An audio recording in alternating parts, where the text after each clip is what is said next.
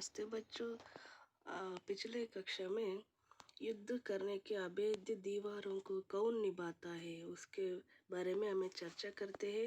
वो दीवारों को कौन सा व्यक्ति अभेद्य करता है या पार करता है, उसी समस्याओं को कौन निभाता है उसे आगे देखना चाहिए। कार्य आसान नहीं था, सीधे मौत के साथ जूझना था, पर वीर कभी मौत के भय से रुके हैं। तुरंत एक वीर ने इसका दायित्व स्वीकार लिया। एक गांव से आए हुए वही मेजर थे।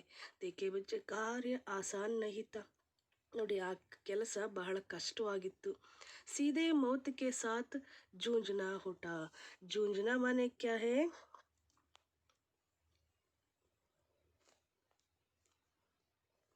ಲಡ್ನಾ ದಾಯಿ ಲಡ್ನ ಮನೆ ಯುದ್ಧ ಮಾಡ್ತಕ್ಕಂತಹ ಆ ಶಕ್ತಿ ಯಾರಿಗಿದೆ?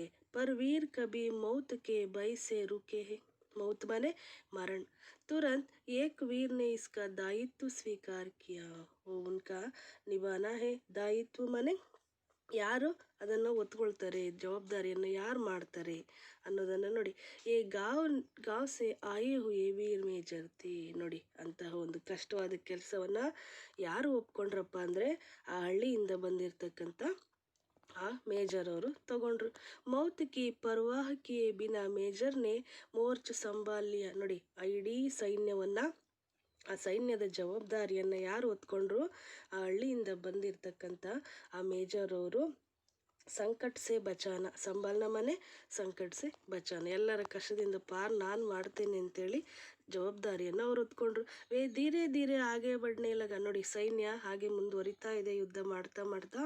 ದಿಲ್ ದಹಲಾನೆ ವಾಲಿ ಗೋಲಿಯೋಂ ಕಾ ಶೋರ್ ಖಾನೆ ಕೆ ಪರ್ದೆಂ ಕೋ ಫಾಟ್ನೆ ಕಿ ಕೋಶಿಶ್ ಕರ್ ರಹಾ ಥಾ. ನೋಡಿ, ಯುದ್ಧ ಜೋರಾಗ್ತಿದೆ, ಹೃದಯದಲ್ಲಿ ಭಯ ಅನ್ನೋದು ಶುರುವಾಗ್ತಿದೆ. ನೋಡಿ, ಜೋರಾದ ಯುದ್ಧ ನಡೀತಾ ಇದೆ. ಪರ್ದೋಂಕೋ ಫಡ್ನೆ ಕಿ ಕೋಶಿಶ್ ಕರ್ ರಹಾ ಥಾ. ಕಾನೋ ಮನೆ ಕಿವಿ, ಕಿವಿಗೆ ಬೀಳ್ತಾ ಇದೆ ಯಾವುದು? ಬುಲೆಟ್ ಹಾರತಕ್ಕಂಥ ಸದ್ದು. ಮೇಜರ್ ಪರ್ देशभक्ति का जोश पूरी तरह चाय उठा था।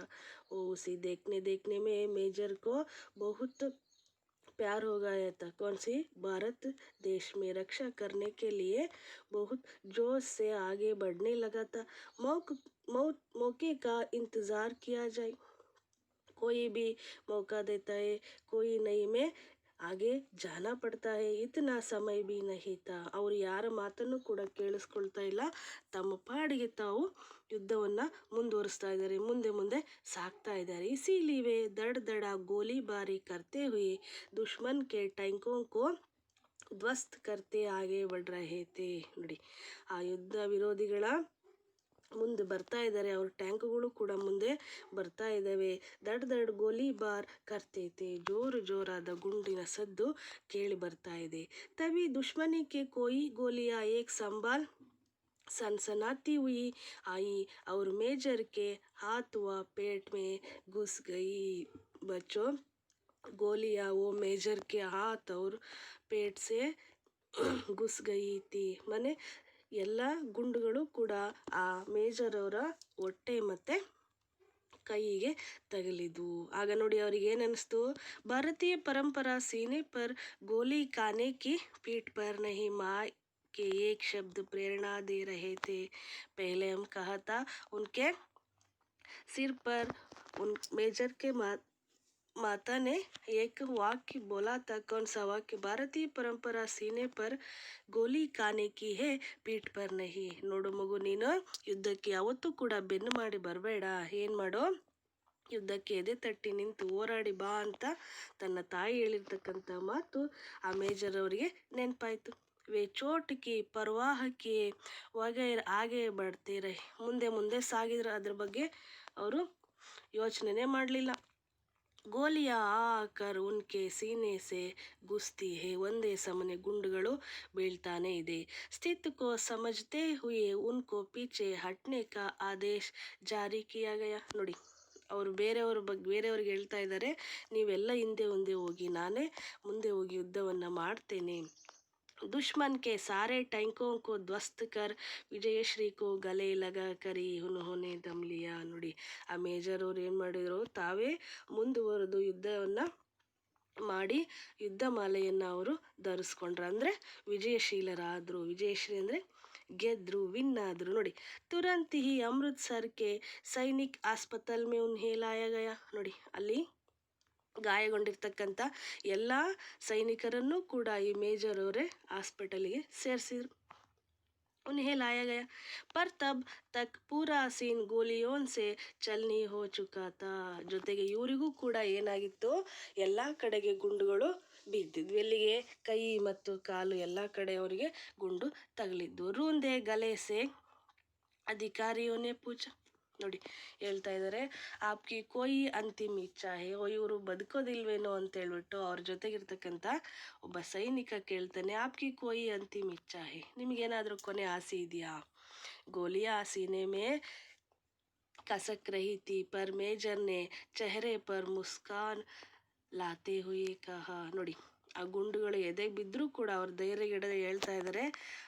ಸೈನಿಕರು ಕೇಳಿದ್ದಕ್ಕೆ ನಿಮ್ಮ ಆಸೆ ಏನು ಅಂದಿದ್ದಕ್ಕೆ ನಗ್ತಾ ಇದ್ದಾರೆ, ಮುಸ್ಕರಾಯ ಮುಗುಳ್ನಗೆಯನ್ನು ನಗ್ತಾ ಇದ್ದಾರೆ. ಆ ಹೇ ಮೇರಿ ಮಾ ತಕ್ ಸಂದೇಶ್ ಪಹುಂಚಾ ದೇನಾ, ತುಮ್ಹಾರೆ ಬೇಟೆನೆ ಗೋಲಿಯಾ ಸೀನೆ ಪರ್ ಹಿ ಕಾಯಿ ಹೇ ಪೀಠ್ ಪರ್ ನಹಿ.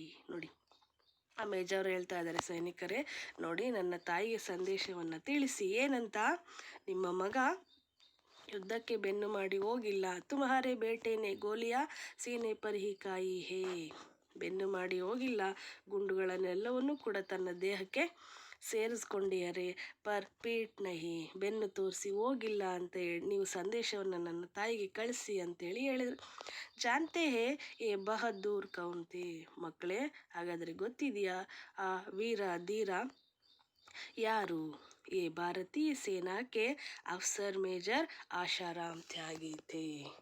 देखिए बच्चे, वो उन वीर मेजर कौन सा है? ये उनका नाम है आशाराम त्यागी थे, जिन्होंने माँ के वचनों का पालन करते हुए अपनी मातृभूमि की रक्षा के लिए ಪ್ರಾಣೋಂ ಕಿ ಬಾಜಿ ಲಗಾದಿ. ನೋಡಿ, ಆ ವೀರ ಮೇಜರ್ ಅವರು ತನ್ನ ತಾಯಿಯ ವಾಕ್ಯವನ್ನು ಪಾಲನೆ ಮಾಡಲಿಕ್ಕೋಸ್ಕರ ದೇಶಕ್ಕಾಗಿ ಹೋರಾಡಿ ತನ್ನ ಮಾತೃಭೂಮಿಯನ್ನು, ತನ್ನ ಭಾರತ ದೇಶವನ್ನು ರಕ್ಷಿರ್ತಕ್ಕಂಥ ವೀರ ಧೀರ ಶೂರ ಯಾರವರು?